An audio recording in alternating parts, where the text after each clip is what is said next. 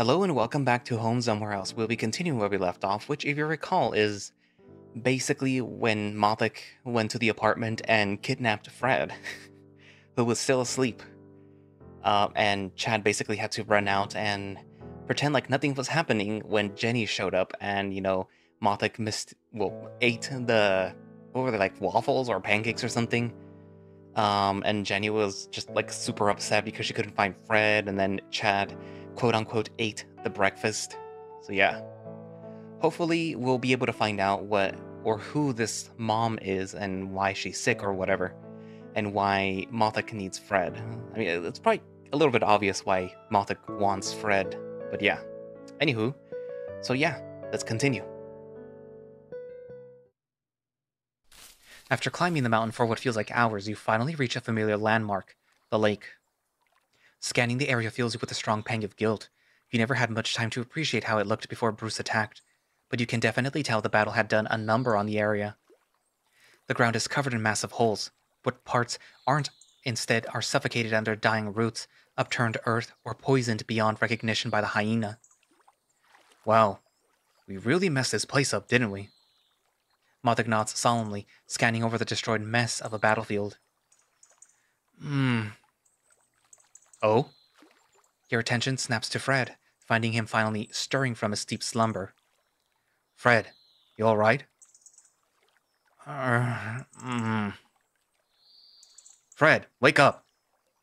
You reach up and put both of your hands on his cheeks, rapidly patting them back and forth in a rhythm. Wake up, wake up, wake up, wake up, wake up, wake up, wake up, wake up! Fred frowns and pushes your hands away, then adjusts himself a bit before attempting to fall back to sleep. Mothoc starts looking frustrated, jostling Fred a bit himself, earning a grumble from the shepherd. 5 more minutes. Mothoc walks over to the shore. He then puts Fred off his back, holding him forward and under his arms. What's for breakfast? Mothoc looks back at you for a second, and instantly, you've never been more sure of anything that he's ever implied with the stare. He says, should I? Absolutely. Mothoc nods gleefully, then turns back to Fred, just as he yawns and slightly opens his eyes. Oh, hey, Mothoc yeets Fred into the water. It's very important that you realize that this was not a throw or a drop. This was decidedly a yeet. You have no idea what a yeet actually is, but you're certain that what you just witnessed was definitely a yeet. Fred's body makes a loud splash as it hits the water. There is a brief moment of silence, then Fred bursts from the surface of the water, scrambling towards the shore in a babbling panic, coming to rest on all fours a few meters away from the water. Whoa! Cold, cold, cold! That's cold! Who the hell? Are you awake now? He looks up at you, dripping wet as you kneel a few feet away, unable to wipe the grin off of your face. He should be grateful because that's the alternative to you cackling in his face. Yeah. He takes a moment to catch his breath, then shakes wildly, splattering water everywhere. Thankfully, you saw it coming and back away in time. You walk over to him after he's done and help him back to his feet as he scans his surroundings with confused eyes, shaking and rubbing his arms. We're back in the mountains. Mothoc brought you up here because his mom apparently needs help. Oh. Mothoc walks over to him and before he can react, gently picks him back up. Then starts shaking him around, splattering even more water around. I'm good, Mothoc. I'm good. Mothoc stops, seemingly satisfied as he puts Fred back down on the ground, giving him a little pat on the head. Thank you, Mothoc. Mothoc giggles a little bit while Fred lets out a sigh, resuming rubbing his arms to keep himself warm. I'm gonna take a wild guess and assume you didn't bring my clothes with you? No, I did not. I mean, a lot happened this morning, and so it didn't cross my mind until after I left. Alright. Then do you have your phone? We can call Jenny and have her... Oh yeah, and Jenny is fucking pissed at you. Fred freezes in place, staring at you as if he expected you to do something about it, before letting out a long, drawn-out, defeated sigh. Of course she is. Yeah. Mom! Oh, right. Which way, Mothoc? Mothoc motions for you to follow, then rushes off down the shore, the same way that he went yesterday. You nod, then turn back to Fred, extending your hand out to him. Some part of your moral still exists, apparently, since the guilt from your admittedly fairly mean practical joke is starting to set in. Come on, let's just follow him. Stick close and I'll keep you warm until you get there. Hopefully she's got a fireplace or something. Sure. Fred nods, walking up close to you and allowing you to put your arms around his shoulder as you both follow after the moth. So, how exactly do we know the details of this? Is Mothoc, like, terrifyingly good at charades or something? Oh, no. He can actually kinda talk, I think. I sort of hear his voice in the back of my head that he claims is his. Huh. And only you can hear it? If you didn't hear him say mom a minute ago, then yeah. I suppose that is the case. I didn't know, but now that I think about it, Bruce was acting like he could hear Mothoc yesterday too. So I'm guessing only people who share some kind of affinity with him can hear him.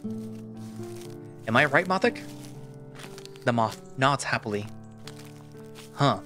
And you were able to deduce all that just from what I said? Sorta. I mean, if you think about it logically, that's the only thing that really makes sense. You get used to thinking like that when you do the kind of things that I do. You know, rapid situations analysis and decision making? Oh, and whether you like it or not, you're going to have to learn to think like that too. Things would have been so much easier if you had never gotten involved. But then again, you didn't have much say in the matter. Yeah, I mean, based on everything that happened yesterday, I think I've kind of already started to accept that things are going to stop making sense from now on. Yeah, but you get used to it after a while. Thankfully, you have me to help make it easier. I mean, your explanations are kind of shitty. That RPG analogy made no sense at all. And I know, I told you, I suck at this, didn't I? Mothoc laughs, and you can't help but join him. Huh, I know, still, I appreciate it. Heh, no probs, man. And who are you laughing at, Mothoc? Mothoc flinches while walking. Fred breaks away from you, hustling up to Mothoc with a devious grin. Guess we'll have to become more fond of each other so that I can hear all these mysterious secrets that you and Chad get to share without me, right? Fred reaches out and begins to tickle at Mothoc's sides. Mothoc giggles and playfully attempts to shy away, but Fred remains persistent. Surprisingly, Mothoc seems to enjoy himself. You can't deny that it's a pretty cute sight. Even after a decade, you still do it, huh? You'd think that I'd learn after getting whacked that one time, right? But I can tell that Mothoc's a good boy, ain't ya, Mothoc? Fred continues to assault Mothoc with tickles as the moth tries and fails to stifle his giggling. For someone who was so deeply asleep not too long ago, you sure are energetic. You do realize that doing that while naked is probably an assault, right? I mean, Mothoc is naked too, so if you ask me, you're the odd man out here. Ugh, shut up. Fred chuckles to himself, finally relenting his playful assault. You catch up, walking in line with them, leaving Fred in between you and Mothoc. After a few more minutes of walking, you find yourself in a clearing with a large cabin-like structure situated in the center. For some reason, it feels strangely familiar and slightly work in progress. As you follow Mothoc up to the cabin, a look of confusion spreads across Fred's face. Wait, this is Bruce's place. What? Mothoc, your mom lives here? The moth nods, beckoning you to continue following while pointing towards the cabin. Then he climbs the steps out in front and pushes straight through the front door. Fred follows close behind him, while you awkwardly stand outside, hesitant to go any further.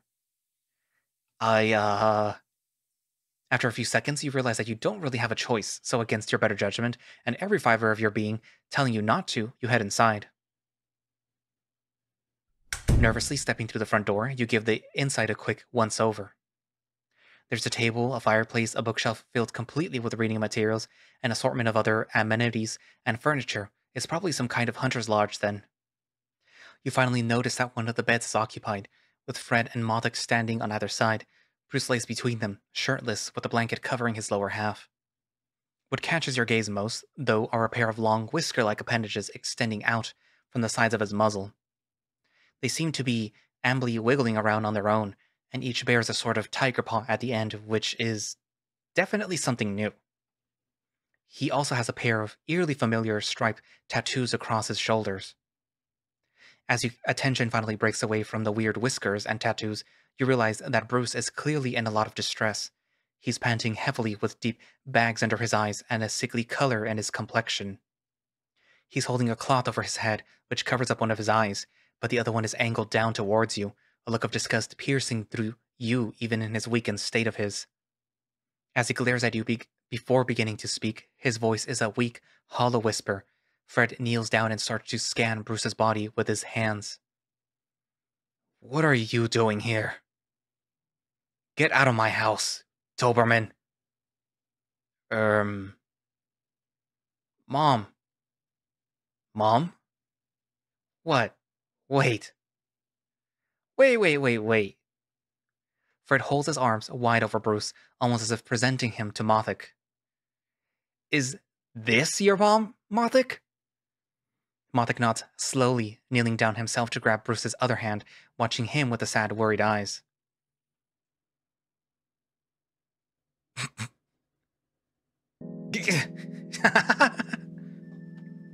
Fred doubles over cackling, nearly pressing his face into Bruce's exposed stomach before flopping backwards onto his ass, clutching his gut as his laughing fit continues. Bruce's one eye moves away from you, down to the crumpled puddle of a cackling shepherd next to him, somehow mustering up even more disdain than when he was looking at you just a moment ago. "Had I the strength, I would kill you both here where you stand." No fucking way. I realize now that I may have given a somewhat poor description of what a mom is because, Stop. It hurts my stomach. Mothoc's face lights up red, and he shyly presses his finger together while looking away. Why couldn't this just have killed me? Oh my god. That was the funniest thing that I've heard in years. Made being dragged naked out of bed completely worth it. Bruce, seemingly too exhausted or maybe embarrassed to respond further, merely growls harshly. So, I suppose that means Bruce is the one who's sick? I mean, just based on how he hasn't killed me yet? You know damn well that I would, Doberman. Right, so are you actually able to help him, Fred?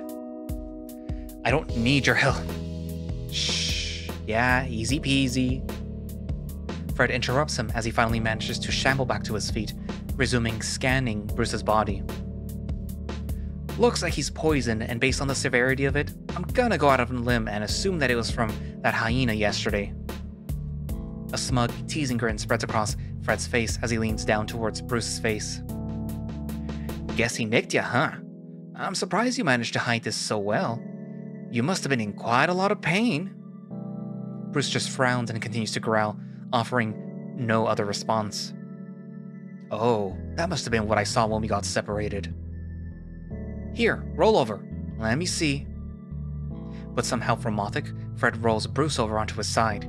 You walk closer and get a look at the relatively small cut along Bruce's back, but it's a dark, sickly color and crackling with electricity. Yep, thought so. That probably hurts like a bitch, but it looks like you slowed the poison's progression through your system with your powers. Smart move. Unfortunately, that's no cure. Luckily for you, I am. So whether you like it or not, old Fred's gonna save your life. He pats Bruce's shoulder as he rolls him back onto his back, then leans back as he resumes scanning over Bruce's body. In exchange, there's something that you'll have to do for me. Bruce just growls at Fred, but Fred stands firm, since he's sure that the tiger is no threat to him whatsoever. Chad, Mothoc? Both of you perk up and look up at him as he resumes running his hands over Bruce's body. I'm gonna need the both of you to go get me a sample of the hyena's poison. Wait, they can't. They can and they will. Mothoc, do you know where your mom's special grove is? Mothoc nods firmly as Bruce bares his teeth, earning another giddy grin from Fred. Good. Please take chat there and get me some poison off the body. I only need a little bit, but be careful since I'm assuming it's still fairly volatile. Here. Fred puts his hand on the ground, and the ground rumbles a little, followed by some strange crackling noises from just outside the lodge.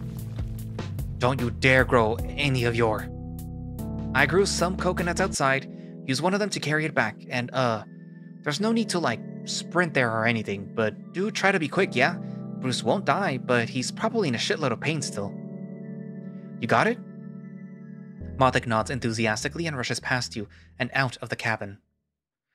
I'll go then. All right, take care of each other, okay? Sure, be right back. You turn around and follow Mothoc outside. You spot him standing at the base of the palm tree, looking up at the heavy green fruits above. You walk up next to him and pat him on the shoulder. Don't worry, I got it. You throw up a quick punch skyward, sending out your magical hand, tensing the muscles in your arm, reaching up with it. It takes you just a second to grip one of the two coconuts, but once you do, you give it a shake to free it from the branches. It pops off after a bit of struggle, but so does the other one, and... It falls straight onto Mothoc's eagerly upturned face, before popping onto the ground on his feet. Oh my fuck, I'm sorry. Your magic hand demanifests, dropping the other coconut to the ground behind you as you rush over to him. Hey, you okay? That sounded like it hurt. He looks down at you, seemingly almost completely unfazed, save for the single rub over his face. He casually grabs the coconut on his feet, bouncing it in his hands as he examines it. Then he looks back at you, nodding confidently and giving you a thumbs up. Well, so long as you're okay. Still, sorry, I'll be more careful from now on. Mothoc giggles, then motions for you to follow him. Follow. All right, lead the way, big guy. Mothoc confidently marches off back the way you came, and you follow behind him. You walk through the forest for a bit in silence, but it feels too awkward after a bit, so you decide to break it. So, Mothoc? Mothoc looks over at you. This place where we're going, is it some kind of cemetery? Mothoc tilts his head. Cemetery? Oh, a cemetery is where you put people once they're no longer with us. You know, their final resting place? Actually, I don't want another mom misunderstanding. Rather, where we bury dead people. Mothoc seemingly understands you and nods. Is there a reason why Bruce kinda doesn't want us to go? Mothoc shrugs. Sacred? Oh, sacred. Like some kind of holy place? Mothoc nods. Makes sense for a cemetery. Alright, let's try to be careful and not disturb anything then. Not like I'm in any particularly grave, desecrating mood, but that last thing that I need right now is more excuses for Bruce to hate me. Mothoc nods again, and you walk is once again shrouded in silence. After making it back to the lake, Mothoc continues walking along the shore of the opposite direction before passing back into the dense foliage and taking a number of seemingly random turns. Eventually you reach a tall stone wall, its surface covered in greenery. After checking to make sure that you're still behind him, Mothoc approaches a heavy patch of bushes and vines, carefully moving them aside. He steps through into the darkness, waiting for you to join him before moving forward with his hand on your shoulder. After a sharp right turn, a few meters into the cave, you see more light pouring through the opposite end of the tunnel. Peering past Mothoc, the sight stuns you. It looks like a cave at first glance, but then beams of sunlight piercing through the dense canopy of leaves above you tells you that it's more of a natural bowl made out of stone, with a grove of trees nestled safely within. The trees themselves are unusual. The leaves are a unique shape and bear a rainbow of colors. Oh, and they're glowing. Each one of the trees is surrounded by an ethereal glowing mist, the shining particles swirling and dancing around their respective trunks and amongst the leaves high above. The entire display gives the artificial cave a dim, supernatural glow that takes your breath away. After a few more steps, you emerge from the short tunnel and walk forward into the mysterious grove. Whoa, you're so beautiful. Beautiful. This glow, it looks like those things Bruce pulled out from the monsters, doesn't it? Your very presence seems to be acknowledged by the grove, the trees rustling as if a light breeze is blowing through, causing the very trunks themselves to sway in an alluring dance. Mothoc walks slowly and carefully up to a large rock, planted right in the middle of the path leading to the center of the grove. As you kneel down next to Mothoc, you glance past it, spotting two familiar monster corpses lying on beds of colorful leaves, their hands resting up in their chests and holding the seeds Bruce had gotten from Fred. Just past them are two large holes, each marked by a chunk of wood planted in the ground like a tombstone. You figure those are their graves, and Bruce wasn't able to properly bury them before his body began to give out on him. Turning your attention back to the stone before you, you realize there's an engraving on it. May your requiem stand eternal. You see that below those words are a series of numbers, each paired with the species. Tiger, giraffe, dragon, deer, moose, crocodile, manta ray.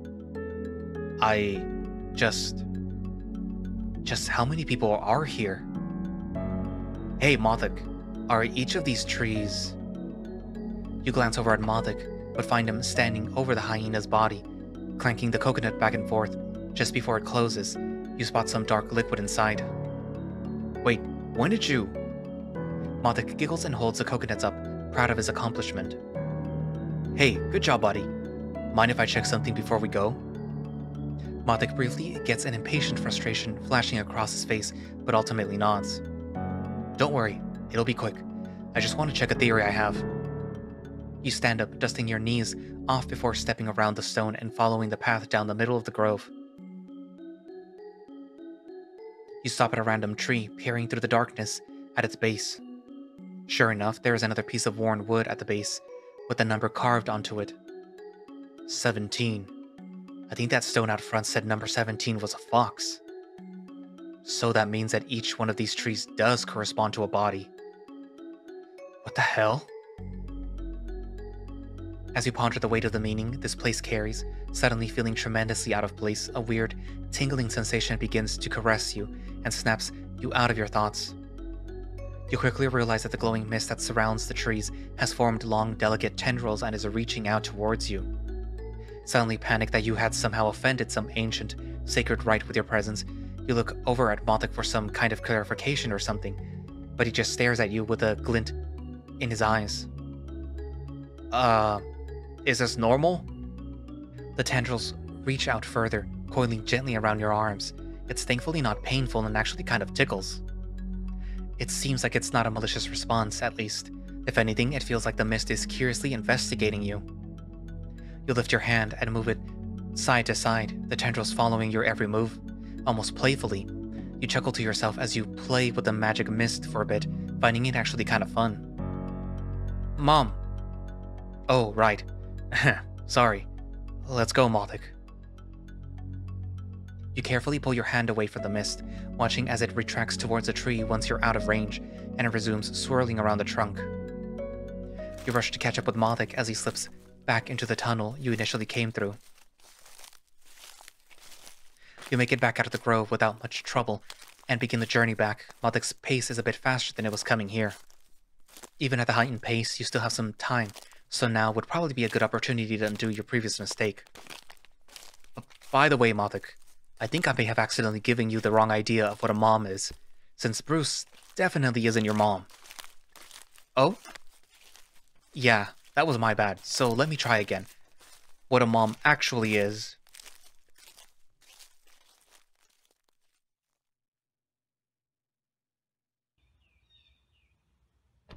Once you finally make your way back to the lodge, you find Fred sitting in a chair next to Bruce, who has at this point covered his entire face with a cloth and looks even worse than before. Fred's attention snaps towards you the moment the door opens, his ears perked up as he flashes a smile. Welcome back, guys! Did you get it? Mothoc nods enthusiastically and jogs quickly over to him, handing over the coconut filled with poison. Fred pops it open, analyzing the contents for a moment, even going so far as to give it a hesitant sniff, then nods confidently. Nice, this will do. Good job, buddy. Fred pats Mothoc's head, causing the big guy to blush and look away, his fingers pressing together. Fred returns to the chair but keeps his focus on you. I trust it was an uneventful journey? Pretty much. We just went to this place that had a lot of trees and graves and... Those are people, right? Fred tenses up, his eyes shifting down to Bruce, who at this point has once again lifted the cloth from his eye to look up at you. He seemingly ponders whether or not to answer for a bit before letting out a soft sigh, closing that one eye. Yes, Doberman, they are. At least, they were people once. Surprised by actually receiving an answer from Bruce for once, you step forward, eager to keep him talking. So then, how did they... Hey Chad, settle down, okay? Bruce has agreed to talk to you, but not right now.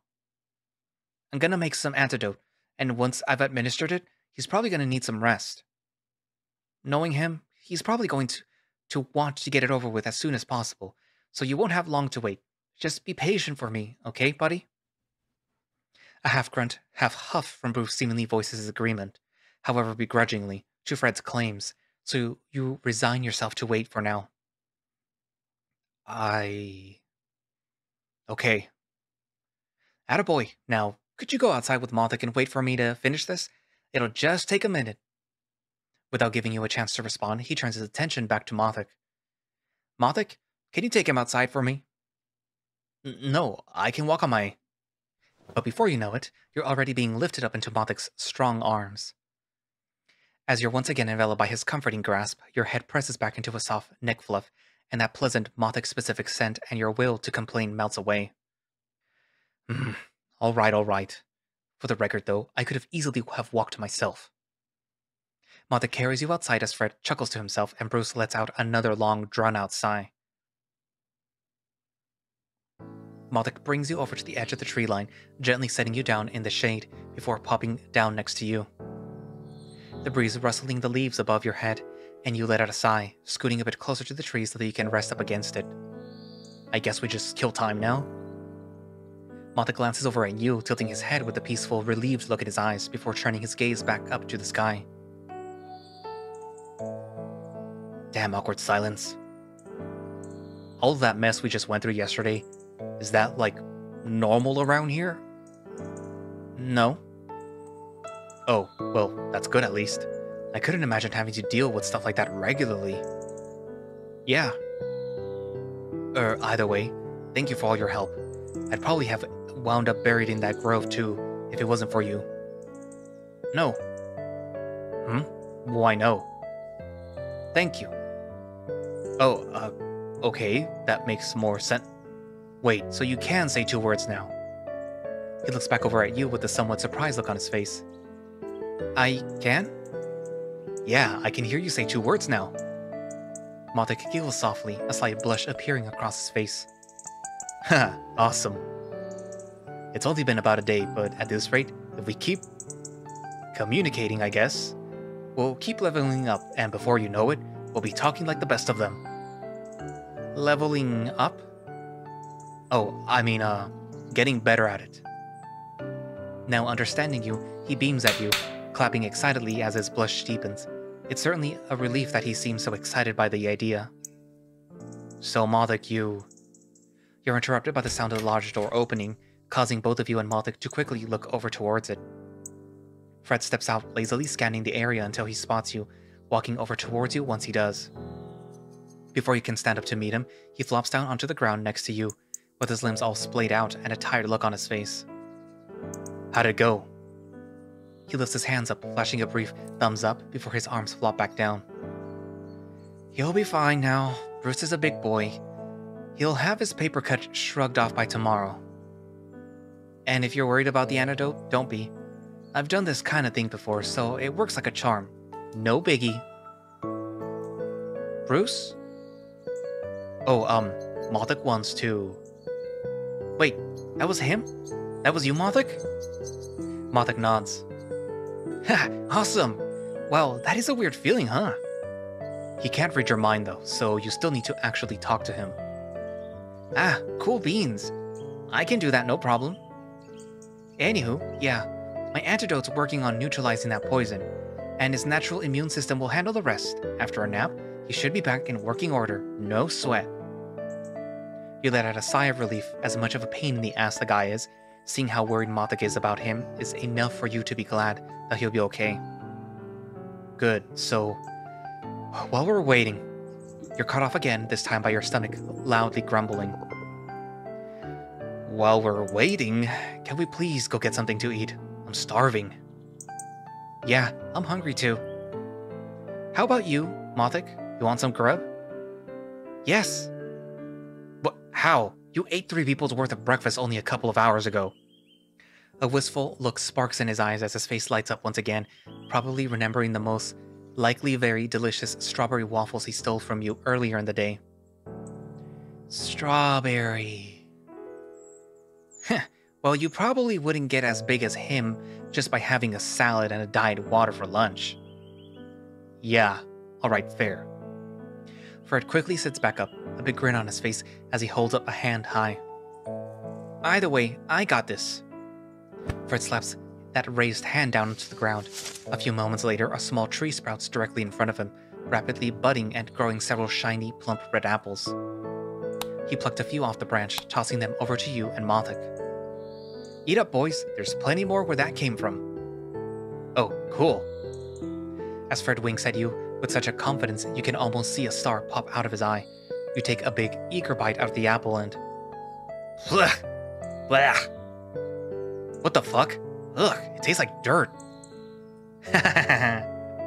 From behind you, Mothoc also makes a spitting noise, and you look over your shoulder to see him staring down disdainfully at the apple, nearly bit cleanly in half. Wait, you have a mouth? I know, right? It works fast too. He ate 3 whole waffles in like less than a minute. But forget that. What the hell is this? You wave the gross apple in his face to make your point. All that confidence and smirking, and yet this tastes like crap. Sorry. I love seeing that reaction. Anyway, that's just how my powers work. Like I said yesterday, I can do everything, but not anything. Or was it the other way around? I don't remember. Doesn't matter. The point is... I know you used to play a lot of RPGs and stuff, so can you guess what my powers actually do? Based on what I've seen, I'm guessing that you can create anything plant-related from the ground. Not only the ground. Right, but I guess it's not just creating plants. You can also, like, manipulate them too. Like how you made a surfboard out of a bark yesterday. Yeah, and I'm guessing that things you create look like the real things, but don't actually share their properties? Wait, no. If you can't replicate the properties, then the aloe vera you made yesterday wouldn't have done anything. Yes and no. But you're getting close, buddy. Good job. That's the way that I want you to be thinking about things from now on, especially when it comes to other people's powers. And faster too, since you won't have time to and about it in the heat of battle. Okay. What's the answer then? Alright, so my plants are definitely the real thing. I can grow anything from nothing as long as I have a general understanding of the thing that I'm growing. But that doesn't mean that they don't share the same base plant's properties. Like you said, if that was the case, the aloe vera wouldn't have worked, though I will admit that I did soup it up a bit with my magic.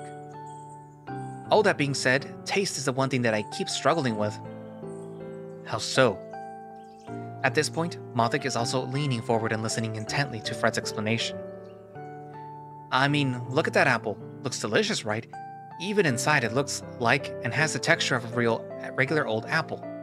And I can assure you that if you had stomached it, eating it would give you the same nutritional benefits of a normal one too. But for some reason, it always tastes like whatever I grow it out of. In this case, the dirt. In other words, if I had a real apple tree handy, I could grow apples that match that in taste. Oh, okay. Fred nods, then awkwardly scratches at his cheek. I've done a lot of investigating and experimenting to try and figure out why. I mean, it's my power, right? I need to know everything about it. I was never really able to figure out the taste thing, but I did figure out that So long as any food that I make comes from any form of real thing, it works. So basically, I could grow a full tree from just a seed, and that would work. That's why I'm always carrying around some seeds with me in my jacket. Oh, so that way you can just plant them, grow them, and they taste good? Exactly. It also doubles as a good way to keep my abilities honed, you know? I stay familiar with the process of doing all of this, from studying them and all. Cool. Right? I think it's pretty neat. Yeah, it is. It's awesome. Of course it is. It's my power. Awesome by proxy. Oh, hey, that reminds me. What can you do, Mothoc? Mothoc perks up and leans back, thinking for a moment. He waves a hand over that half-eaten apple in his possession. Then he waves that same hand over you, and you feel a brief tingling wave rush over you. Did he just bless you or something? He extends the apple out towards you eagerly. Try it. Okay. You take a bite and... Wait, what? It tastes like a strawberry now. Mothoc nods excitedly, rapidly clapping two of his hands together. Strawberries! Wait, really? Gimme! Fred quickly snatches the apple from your grasp and takes a bite, with Mothoc trying and failing to reach out and bless him before he does. Fred struggles for a bit, a disgusted wince passing across his face. He does eventually manage to swallow it down, though. Afterwards, he glares at you. Bitch! What? For me, it tastes like strawberries. Maybe Mothoc needs to do that hand-wavy thing for it to work. You shouldn't have been so hasty. Mothoc nods, then blesses him as well. Try. Okay. Fred gives the apple another bite, this time his eyes bulging as he eagerly chews it and swallows it. Holy crap, it does! How though? Well, clearly it's because of his powers, though I'm not sure how. As for why it's strawberries in particular, I think he just really likes them. Mothoc nods and grabs some more apples, one for each of his 4 hands. Strawberries! Now that you mention it, the monsters were randomly attacking nothing yesterday. If that was Mothoc, then I'd have to wager a guess that his powers are based on the aspect of the mind. Aspect of the mind? I mean, that he can use some kind of illusionary magic. Oh, so it doesn't actually stop tasting bad. It just kind of fools our brains into thinking that it tastes like strawberries. Pretty much, yeah. Exactly. See? There you go.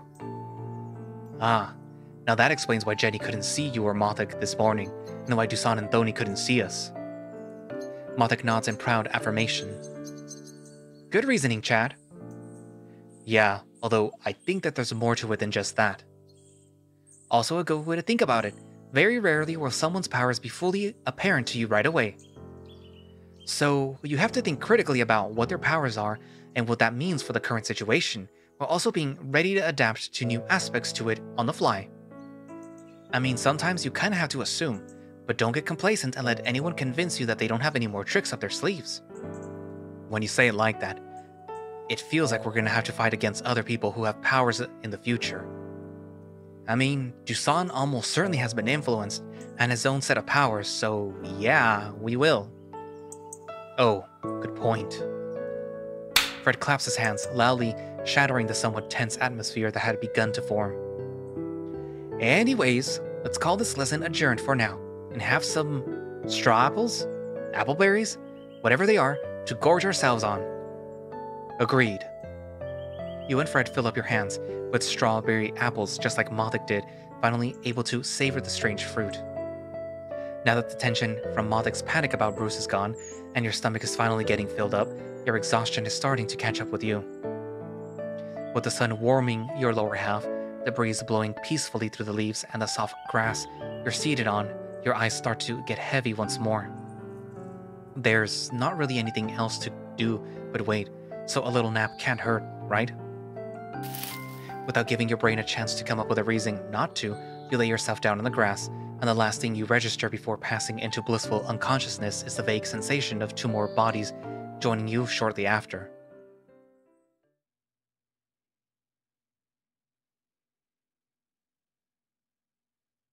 Your ears slowly perk up upon hearing the lodge door open. Your consciousness creeps back in response, and you snap back almost immediately when something soft lands with an audible plump next to you, followed by a grunt. Here, Shepard. I found a spare set of clothes you left here ages ago. Get dressed already. I'm sick of seeing you run around naked. Eh. Oh, hey. I haven't seen these in a while. No wonder. Doberman, Mothoc, follow me at once. Bruce makes his way towards a large opening in the trees in the distance as Mothoc gets back to his feet with a big stretch. He turns to face you, helping you back onto your feet as well, while Fred is still struggling to get his bearings. Fred, we'll just... Yeah, go. I'll be there in a sec. Alright, let's go, Mothoc. Mothoc nods and turns, leading you into the same direction as Bruce. And that's where I'm going to leave it for today. So, Fred woke up. He was yeeted into the lake. He was already waking up, but yeah, it was kind of funny. It looked like he was a little bit upset, but I suppose once, he figured out that somebody needed help, he was like, okay, fine, I'll go help. I'll get over my grumpiness. And it turns out that Mom was actually Bruce. I guess Chad did not explain that well what Mom meant. And in order to help Bruce, because apparently he was poisoned by the hyena from the fight, Chad and Mothoc had to go to Bruce's grove to get a sample of the poison, which they did. And I guess the grove is where Bruce buries those that have become tainted or mutated by their whatever. And so yeah. What else? Oh, we got an explanation, well, sort of, about Fred and Mothoc's powers. So Fred is able to create anything that he can think of from, I guess, most anything, as long as he knows how it works. And that doesn't really translate to the taste, though. So, like he explained, he can create an apple tree out of like an apple seed or another apple tree or like a branch or something. But if he tries to create it from, like, I guess an orange tree or just dirt in general, it'll either taste like dirt if it's from dirt or oranges if it's from like an orange tree or an orange seed or whatever, That'd be kind of interesting though, like mixing, flavors and textures. And Mothoc's power seemed to be related to the mind. He was probably able to hide Fred and himself from Jenny because he is able to sort of trick the mind into seeing what he wants. So he just sort of like removed them from her field of vision, I guess. Like they were there, but she couldn't see him because he didn't want that, I guess is a way to explain it. So I'm curious if there will be an explanation as to how Chad's power works, or how Bruce's power works, or perhaps Dusan's power works. But I guess we're gonna have to wait until the next part. Anyway, so, write down in the comments what you think of this update so far. And if you would like to play Home Somewhere Else yourself, you can do so by going down into the link in the description, which should take you to the Home Somewhere Else Twitter page, which will link you directly to the itch.io page for Home Somewhere Else. And if you would like to support the project, I will also link down their Patreon, which, gets you early access to builds of Home Somewhere Else, as well as access to some extra content like the short stories or stories somewhere else, which has more like backstory or other little elsewhere type of stuff, like the Dusan story, and also there's a Toto story, which is a bit more adult content, where he's, let's just say he's having a lot of fun with a lot of guys. Anyways, but yeah, so if you would like to do that, subscribe to their Patreon to read that stuff. And I also have a coffee in case you want to support me, you don't have to, but it's very much appreciated. And I guess that's it for now, and I will see you guys in the next video. Bye-bye.